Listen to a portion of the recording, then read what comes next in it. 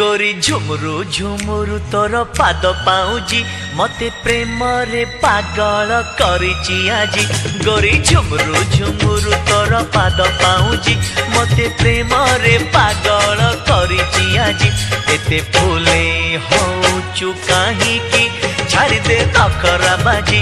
एते फूले होचु काहे की छाड़ी दे नखरा बाजी। गोरी झुमुरु झुमुरु तोर पाद पाउजी मते प्रेम रे पागल करिची आजी। अरे चगला पगला तो कथा रे हेबी